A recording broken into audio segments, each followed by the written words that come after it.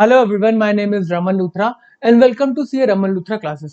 आज हम बात करेंगे नेशनल पेंशन सिस्टम के अमेंडमेंट लेक्चर के बारे में। सर, हमने अमेंडमेंट पढ़ लिया है, हमने न्यूज़ पढ़ लिया है। हमने ये न्यूज़ पढ़ी है कि अगर आपके एनपीएस के अंदर कॉर्पस कॉर्पस 5 लाख तक है तो आप उसको विड्रॉ कर सकते हो, आपको एन्युटी लेने की जरूरत नहीं है। हम ये पढ़ चुके हैं, आप बहुत लेट हो गए हो। अच्छा बेटा, ये थोड़ी सी हाफ इंफॉर्मेशन है, इसके अंदर और भी बातें हैं, हम उसको कवर करेंगे। ये जो लेक्चर है ये पेड कोर्स का पार्ट है। आप मेरी ऐप पे जाके पेंशन सेक्टर के स्पेसिफिक लेक्चर सिर्फ 499 में बाय कर सकते हैं। तो ये वहां पर भी अपडेट होगा अमेंडमेंट लेक्चर, और ये इन जनरल पब्लिक के लिए भी यूट्यूब पे अवेलेबल है। तो हम सिर्फ अमेंडमेंट की बात करेंगे, इसमें हम पूरे एनपीएस की बात नहीं कर रहे। हम सिर्फ अमेंडमेंट की बात करेंगे और उसके अंदर आपको इन्फॉर्मेशन अच्छी देने की कोशिश करेंगे। ठीक है, तो हम सीधा अमेंडमेंट वाले पेज पे जा रहे हैं। ठीक है, नेशनल पेंशन सिस्टम। सबसे पहली बात, नेशनल पेंशन सिस्टम जो है वो गवर्नमेंट एम्प्लॉयज के लिए आया गया था। उसके बाद इसको all citizen and corporate model के लिए ओपन किया गया था। ठीक है। हाँ सर, एनपीएस एक जो कि एक डिफाइंड कंट्रीब्यूशन प्लान है। डिफाइंड कंट्रीब्यूशन और defined benefit plan, I hope आप समझते हो डिफरेंस। तो ये डिफाइंड कंट्रीब्यूशन प्लान की तरफ गवर्नमेंट ने मूव कर लिया था। किस डेट को?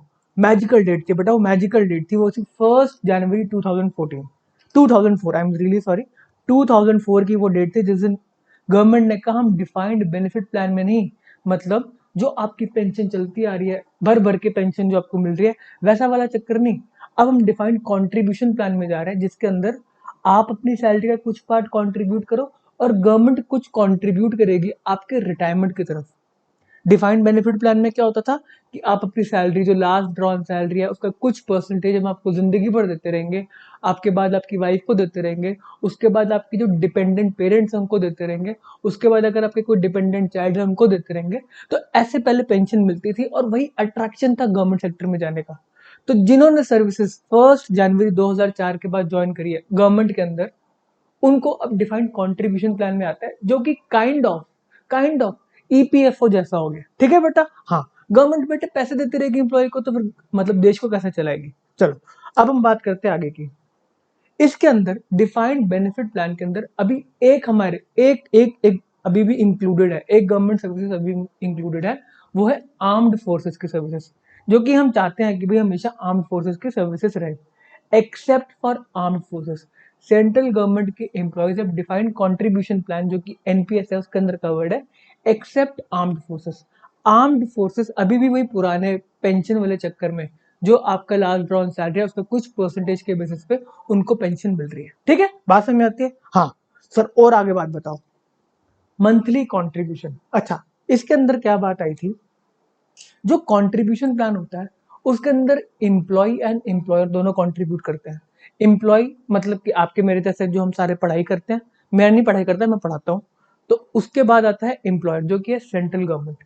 तो इसके अंदर जो टेक्स्ट लिखने का, जो लॉ लिखने का, जो हम एक्ट लिखते हैं, उसके लिखने के तरीके के अंदर होता है कि जो एम्प्लॉय कंट्रीब्यूट करेगा उसको गवर्नमेंट मैच करेगी।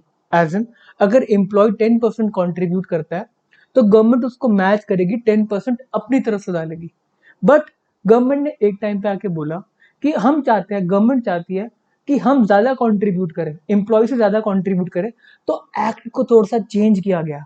स्टार्टिंग के अंदर मंथली कंट्रीब्यूशन जो एम्प्लॉय का था वो 10% का था और गवर्नमेंट उसको मैच करती थी। बट गवर्नमेंट ने बोला कि जो मंथली कंट्रीब्यूशन है वो 10% ही रहेगा एम्प्लॉय का, बट जो गवर्नमेंट देगी बेटे वो 14% देगी। गवर्नमेंट कह रही है हम ज्यादा पैसा पेमेंट करेंगे, हम आपके रिटायरमेंट को सिक्योर करने के लिए आपसे ज्यादा कंट्रीब्यूट कर रहे हैं। बात समझ में आती है। तो ये दोनों रेट बहुत इंपॉर्टेंट है। आगे बताओ सर, आगे बताओ, कुछ बढ़िया बताओ। अब विड्रॉल की बात आ गई, जिसके बारे में आप सब आर्टिकल पढ़ के आए हैं कि 5 लाख की लिमिट हो गई है, कोई भी एमसीक्यू आ जाए हम 5 लाख पे लिख कर आ जाएंगे। ऐसी बेटे 5 लाख पे टिक्का नहीं मारना, उसके अंदर आपको पढ़ना है क्वेश्चन को। इसके अंदर भी दो लिमिट है, सिर्फ 5 लाख की लिमिट नहीं है। सर बताओ सर, दो लिमिट क्या है? अच्छा, अब विड्रॉल के अंदर हमेशा दो पार्ट निकलते हैं। एक, जब आप बूढ़े होने से पहले विड्रॉ करने वाले, बूढ़े होने की एज हमारी क्या है, 60। और एक, आप जब बूढ़े होने के बाद विड्रॉ करने वाले हो। इसके अंदर इन दोनों, इसको विड्रॉल को दो पार्ट में डिवाइड किया गया है। आफ्टर एज ऑफ 60, मतलब आप वृद्ध हो चुके हैं और अब आप पैसा वापस चाहते हैं, तो गवर्नमेंट ने इस केस में बोला कि जो आपने सारा का सारा पैसा इकट्ठा किया है, हम वो सारा का सारा पैसा आपको निकालने नहीं देंगे, आपको एक एन्युटी लेनी होगी। सर एन्युटी लेनी होगी इसका क्या मतलब? आपको कुछ पैसा फिक्स करके एक पर्टिकुलर कंपनी को देना होगा जो कि गवर्नमेंट के इम्पैनल्ड इंश्योरर है। आपको उनको देना होगा और उस पे जो इंटरेस्ट मिल रहा है उसी पे जिंदगी को काटना होगा। अमाउंट पे नहीं, उस पे जो इंटरेस्ट मिल रहा है। एन्युटी का मतलब मैं 1 करोड़ रुपए की एन्युटी लेके गया, 1 करोड़ रुपए मैंने उनको दिए। फॉर एग्जाम्पल आज रेट ऑफ इंटरेस्ट चल रहा है 6%, तो वो मेरे को जो एन्युटी जो मेरे को दे रहा है, फॉर एग्जाम्पल LIC मेरे को एन्युटी दे रहा है, तो मेरे को 6 लाख रुपीज पर एनम देता रहेगा देता रहेगा देता रहेगा। गवर्नमेंट कह रही है एन्युटी लेना अपनी लाइफ तक, डेथ तक जरूरी है, मैंडेटरी है। आप सारा पैसा नहीं खर्च कर सकते। सर हमें कितनी परसेंट की एन्युटी लेनी है? कि 100% की एन्युटी लेनी है? नहीं। अगर आप 60 से आफ्टर रिटायर हो रहे हैं, मतलब आप अपनी पूरी ड्यूटीज करके रिटायर हो रहे हैं, तो आपको 40%, आपका अगर 1 करोड़ का कॉर्पस है तो 40 लाख की आपको एन्युटी लेनी जरूरी है, और 60 लाख रुपीज आपको दे दिए जाएंगे। आप उसका जो मर्जी करो, इन्वेस्टमेंट करो, बच्चे की पढ़ाई में खर्च करो, घर बनाओ, जो मर्जी करो। तो 40% की मिनिमम एन्युटी लेनी जरूरी है। अब इसके अंदर बात है एक और बात। अब बोला कि अगर कॉर्पस है ही बहुत कम तो उसको पूरा निकालना दो। अब ये बहुत कम की फिगर क्या है? बहुत कम की फिगर है बेटा, पहले थी 2 लाख जो कि अब बढ़ के हो गई है 5 लाख। ये अमेंडमेंट है। After age of 60, after age of 60 अगर एक्यूमुलेटेड पेंशन बेटा ये भी मोर देन 5 लाख हो गया, ठीक है। पेंशन ये वाला जो पॉइंट है ना, ये भी मोर देन 5, ये भी अमेंडमेंट हो गया, ये भी अमेंडमेंट हो गया। ओके बेटा, हाँ बेटा जो नोट्स मिलेंगे ना आपको ऐप के ऊपर, उसमें अमेंडेड वर्जन आएगा। परफेक्ट। हाँ, अब इन्होंने क्या बोला कि अगर एक्यूमुलेटेड पेंशन अगर आपकी 5 लाख तक है, जो कि पहले 2 लाख था, 5 लाख का है, तो आप सारा का सारा पैसा विड्रॉ कर लो, आपको एन्युटी लेने की जरूरत नहीं है। बात समझ में आती है? हाँ सर, अभी हम 60 की एज कवर नहीं करी, बट हम विड्रॉ करना चाहते हैं। अब अगर आप 60 से पहले विड्रॉ करना चाहते हैं तो गवर्नमेंट कंसर्न्ड है कि आपके पास जो आपका कॉर्पस इकट्ठा हुआ होगा वो कम हुआ होगा। तो गवर्नमेंट कह रही है हम आपका एन्युटी लेने का परसेंटेज बढ़ाएंगे ताकि आपका बुढ़ापा सिक्योर हो सके। लॉजिक समझ में आता है? हाँ। तो इस केस में कहा अगर आप बिफोर एज ऑफ 60 कर रहे हो तो आपको 80% के अमाउंट की एन्युटी परचेज करनी पड़ेगी। बात में समझ में आती है? हाँ। अब बेटे यहाँ पे बात अड़ गई। जो आप 5 लाख के ऊपर MCQ में टिक के मार के आने वाले थे, वो बात यहाँ पे अलग है। यहाँ पर था अगर आप बिफोर एज ऑफ 60 अगर विड्रॉ कर रहे हो पैसे को, तो अगर आपको 80% की एन्युटी लेनी है, वो बात तो सेम है, आपको 80% की एन्युटी लेनी है। बट अगर आपका कॉर्पस 2.5 लाख तक है, तब आप पूरा का पूरा विड्रॉ कर सकते हो, तब आप पूरा का पूरा विड्रॉ कर सकते हो। यहाँ पर बात 2.5 लाख की आ गई है, 2.5 लाख की आ गया है, ठीक है बेटा। यहाँ पे भी वही केस, यहाँ पे भी 2.5 लाख, और ये वाली बात 1 लाख की बात को हमने काट दिया। पहले ये 1 लाख थी, अब 2.5 लाख हो गई है।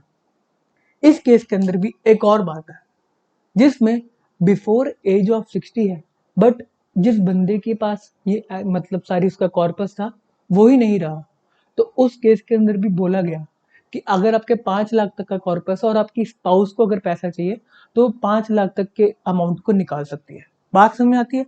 हाँ, हमें बात समझ में आती है कि अगर स्पाउस को पैसा लेना है तो डेथ के केस के अंदर बेटा वॉलंटरी केस के अंदर हमें पैसे चाहिए अय्याशी के लिए, हम पहले पैसा निकालना चाहते हैं।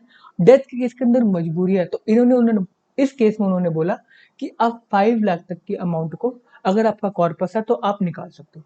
बात समझ में आती है? तो यहाँ पे 3 केस बनते हैं, after age of 60, before age of 60, और बिफोर एज ऑफ 60 के अंदर 2 पार्ट निकल के आते हैं, voluntarily and death. After age of 60 में अगर 5 लाख तक का आपका कॉर्पस है तो आप विड्रॉ कर सकते हो।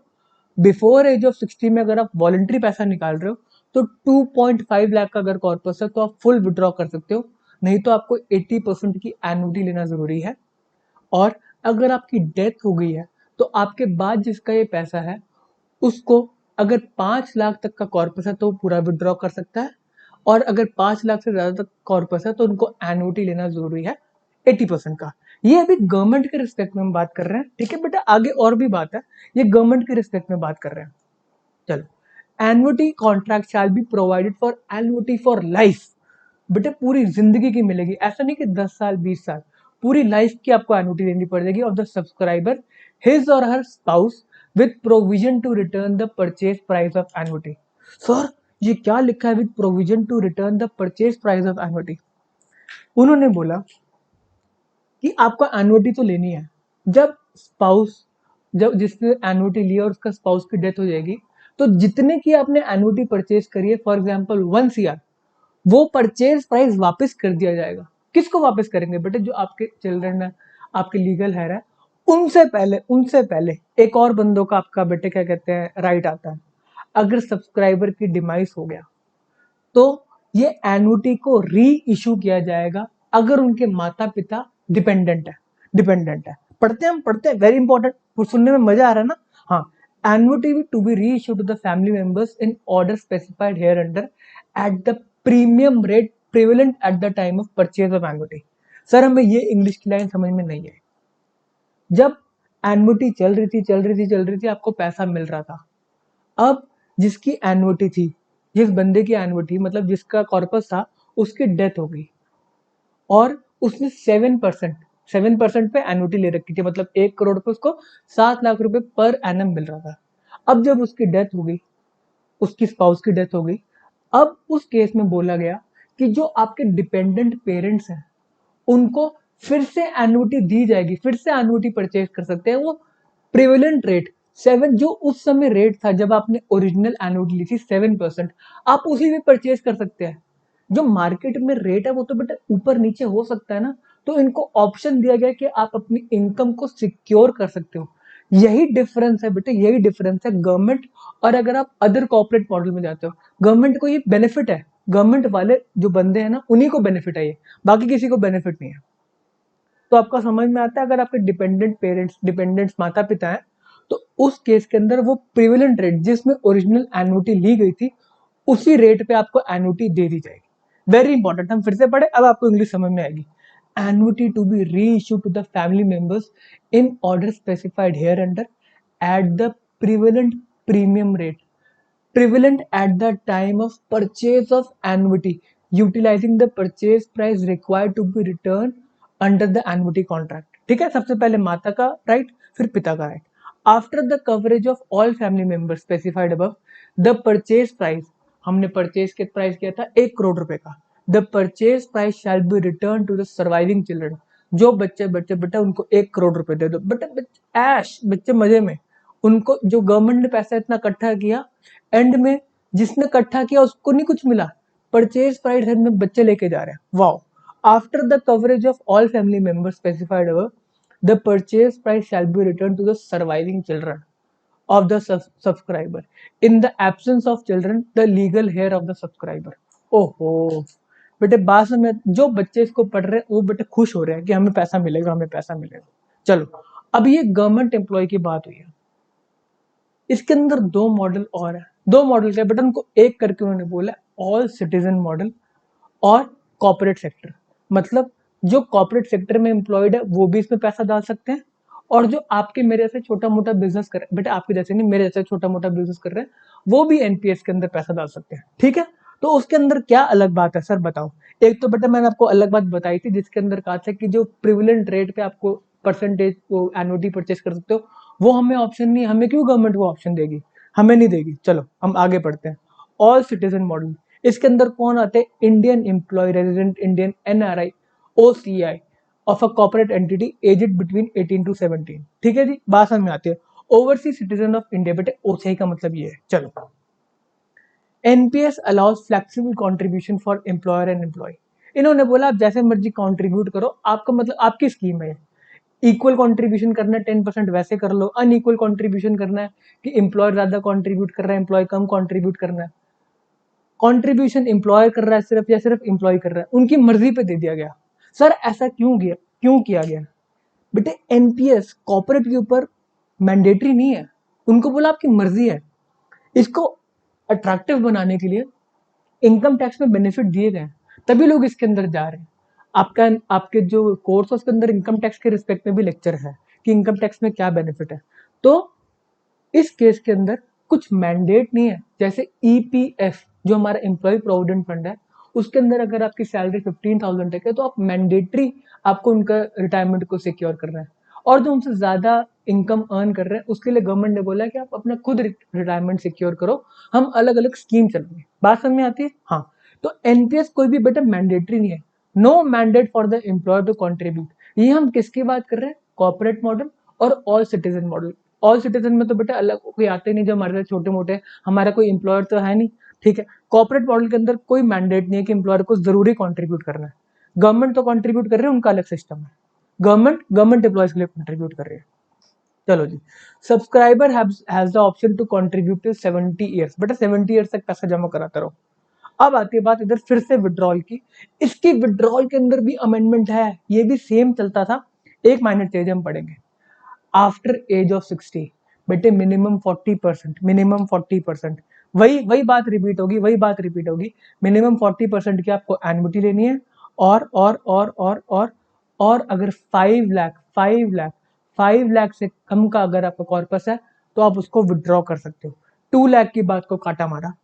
अब बात आई before age of 60, before age of 60।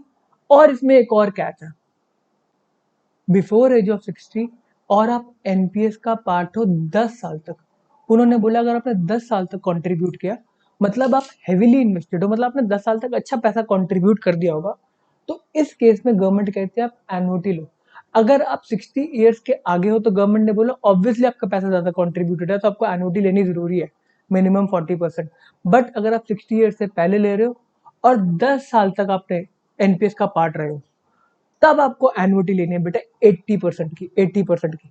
Before age of 60 अगर आपको क्या कहते हैं विड्रॉ कर रहे हो और आप एनपीएस का पार्ट रहे हो 10 ईयर्स तक, तो आपको 80% की एन्युटी लेनी है। ये सेम सेम चल रहा है ना? हाँ। इधर भी बात कौन सी कट गई कि इधर जो हमारा कंट्रीब्यूशन अगर 2.5 लाख तक है कॉर्पस, तो हम पूरा का पूरा उसको विड्रॉ कर सकते हैं। गवर्नमेंट कहेगी सारा पैसा ले जाओ बेटा, 2.5 लाख में क्या एन्युटी, आप वैसे ही गरीब हो, 2.5 लाख में क्या एन्युटी ले लोगे? बात समझ में आती है? हाँ। सर इधर डेथ की बात नहीं है, इधर बेटा डेथ की बात अलग है। अच्छा, ऊपर वाली बात हम एक और पढ़े थोड़ा उल्टा तरीके से। सर बिफोर एज ऑफ 60 और हम एनपीएस का पार्ट नहीं है 10 साल तक, उस केस में क्या होगा? सारा विड्रॉ कर लो बेटे, जहां पे कुछ नहीं लिखा, जितना भी पैसा आपका आप सारा का सारा विड्रॉ कर सकते हो, चाहे 50 लाख हो चाहे 1 करोड़ हो, आप सारा का सारा विड्रॉ कर लो, सारा का सारा पैसा आपके बैंक अकाउंट में। और अब आई बात दूसरी, अपॉन डिमाइस ऑफ सब्सक्राइबर। अब बेटा सब्सक्राइबर चले गए ऊपर, पैसा इकट्ठा करते करते ही ऊपर चले गए बिफोर एज ऑफ 60। उस केस में बोला गया कि आप सारा का सारा पैसा ले जाओ, जो भी आपकी स्पाउस है, जो भी आपका डिपेंडेंट है, लीगल हायर है, the entire accumulated pension wealth of the subscriber shall be paid to the nominee or the legal heir. जो भी पैसा आप ले लो, कोई एन्युटी परचेज करने वाली नहीं, कोई गवर्नमेंट उसमें बेनिफिट नहीं देगी। जो आपका पैसा है आप उसको पैसा निकालो और आप उस पैसे को इन्वेस्ट करके अपनी जिंदगी को व्यतीत करो। बात समझ में आती है? हाँ। The nominee or the family member of the disease subscriber. देखो बेटा नीचे उन्होंने क्या फालतू की बात बोली है, जो डिसीज सब्सक्राइबर है shall have the option to purchase any of the annuity being offered upon exit.